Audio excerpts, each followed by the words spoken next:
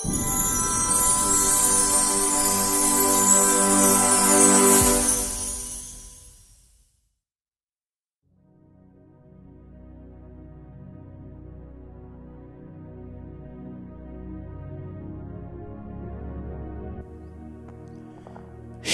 Aleichem. Shalom Aleichem. Shalom Aleichem. Life at the crossroads. Life at the crossroads.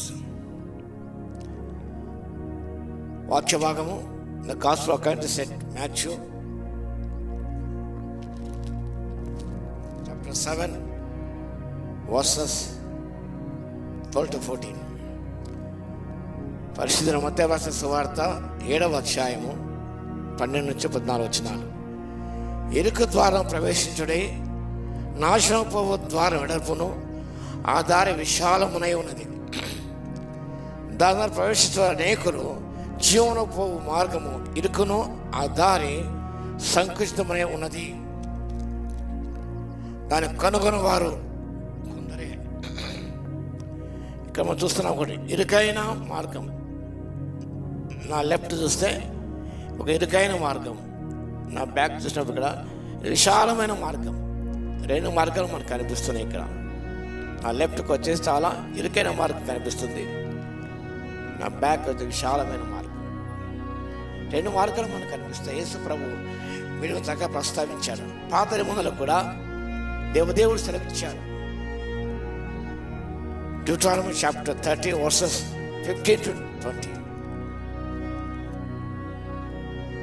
Death and evil, life and good. అదే రీతిగా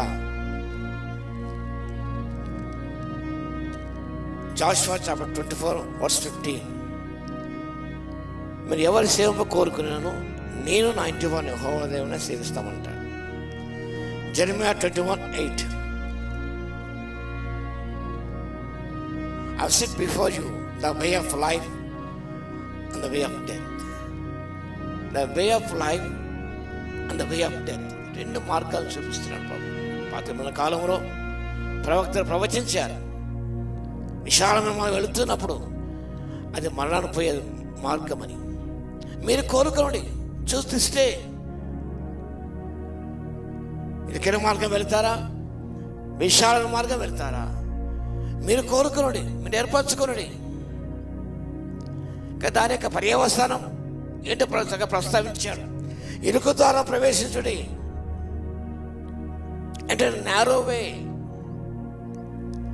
it leads to life. The broad way leads to death and destruction. ఈ లోకం మనం జీవిస్తుండగా it is difference between the 2 ways, that is hard way and easy way. కష్టమైనది, సులభమైనది. విశాలమైన మార్గము సులభంగా కనిపిస్తుంది. ఇది ఈజీ వే. అందరూ ఈజీ గోయింగ్ లైఫ్ అలవాటు పడ్డారు ఈరోజు. Easy going life. ఇరుకైన మార్గం ఇట్ ఇస్ హార్డ్ వే, చాలా కష్టతరమైనది. ఎవరు కూడా కష్టాలు కోరి తెచ్చుకోరు. ఈజీ గోయింగ్ లైఫ్ అలవాటు పడ్డారు. క్రైస్తవ జీవితం అంటేనే శ్రమలతో కూడిన జీవితం. కాబట్టి వాటిని హత్తుకున్నప్పుడు, వాటిని స్వీకరించినప్పుడు, వాటి గుండా వెళ్ళినప్పుడు మనము జీవాన్ని, నిత్య జీవాన్ని పొందగలుగుతాం. The second one, a difference between long and short way. మనం సునాయాసంగా అన్ని పొందుకొని ఆశిస్తాం.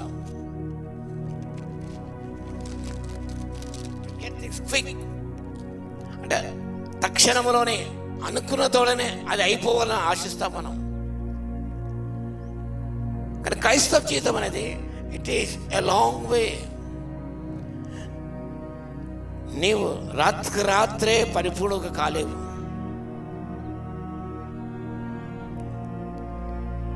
ఒక రోజు నువ్వు పరిపూర్ణం కాలేవు. నువ్వు ఒకరోజు గమ్యం చేరుకోలేవు. This is not a shortcut way, a long way. చాలా సుదీర్ఘమైన కాలం పడుతుంది. ఒక క్షణంలో నువ్వు పరిపూర్ణ అయిపోలేవు, ఒక్క క్షణం పరిశుద్ధులైపోలేవు. నిజమే, నీతిమంతుగా తీర్చబడ్డాం, పరిశుద్ధులు సంపూర్ణ కావాలని అపొస్తలుడు చెప్పాడు. The saint must become perfect. ఆ పర్ఫెక్షన్ రావాలంటే ఎంతో సమయం పడుతుంది. It will be a long and a short way. It will be a disciplined way and indisciplined way. విశాలమైన మార్గము అనేది ఇన్డిసిప్లిన్ వే. ప్రభు ఇన్డిసిప్లిన్, ప్రభు ఎప్పుడు కూడా అంగీకరించడు. నారో వే ఇది డిసిప్లిన్ వే, క్రమశిక్షణ కూడుకున్న జీవితం.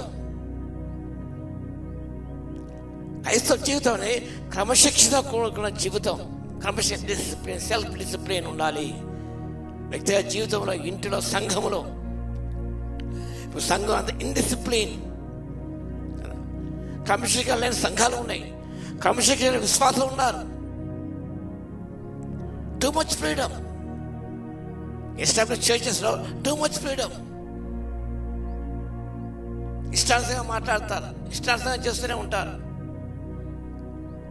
ఇన్డిసిప్లిన్గా బిహేవ్ చేస్తూనే ఉంటారు. మైనర్ సంఘంలో సంఘ క్రమశిక్షణ ఒక పుస్తకం ఉన్నది, పాత పుస్తకం, ముందులో రాశారు. సంఘ క్రమశిక్షణ, వ్యక్తిగత క్రమశిక్షణ చాలా ప్రాముఖ్యమైనది. థాట్ఫుల్ వే అండ్ థాట్లెస్ వే. విశాలమైన మార్గం ఇది థాట్లెస్ వే. ఏం ఆలోచనలు వెళ్ళిపోతూనే ఉంటారు.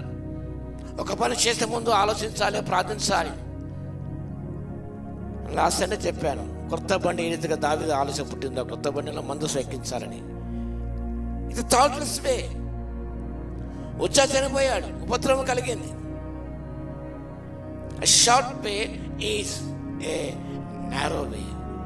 That means a thoughtful way. ప్రార్థించి ఆలోచించి ముందుకు సాగిపోవడమే చాలా ప్రాముఖ్యమైనది. కాబట్టి ప్రియ సహోదరుడా, నువ్వు ఏ మార్గంలో ఉన్నావు? Life at the crossroads. ఏంది narrow way or in a broad way. ఇందులో ప్రవేశించేవారు, ఇరికిన మార్గం ప్రవేశించేవారు చాలా కొద్దిమంది అంటారు. కాబట్టి బ్రాడ్ వే వదిలిపెట్టి నారో వేలో ప్రవేశించు, జీవాన్ని పొందుకుంటావు. God bless you. ప్రార్థన చేద్దాం. మా గణ మహోన్నత యేసయ్య, మీకు వందనాలు, స్తుతి, స్తోత్రం నాయన. అనేకులు మా తండ్రి విశాలంగా మనం ప్రయాణిస్తున్నారు తండ్రి. అలా కాకుండా ఇరుకైన మార్గంలో ప్రవేశించి మా తండ్రి జీవానికి నడిపించే మార్గం, నిత్య జీవనిచ్చే మార్గం తండ్రి, మీ దరికి తెచ్చే మార్గం. కాబట్టి ఆ మార్గంలో ముందుకు సాగిపోయి అన్ని ఓర్చుకొని సహించుకుని ప్రభువా నిత్య పొందే కృపను ఇవ్వగలందుకు మీకే స్తుతి, స్తోత్రాలు చెల్లిస్తూ వాక్యం ప్రతి బిడ్డను దర్శించిన ఆయన వారందరూ ఇరుకైన మార్గం ప్రవేశించి దీవెన పొందే కృపను దయచేయమని యేసయ్య నామమున ప్రార్థించి వేడుకొచ్చున్నాము తండ్రి. ఆమేన్. మన తండ్రి అయిన దేవుని యొక్క ప్రేమయు, మన ప్రభువును రక్షకుడైన యేసుక్రీస్తు యొక్క కృపయు, పరిశుద్ధాత్మ యొక్క అన్యోన్య సహవాసం మనందరి సదాకాలము తోడై ఉండును గాక.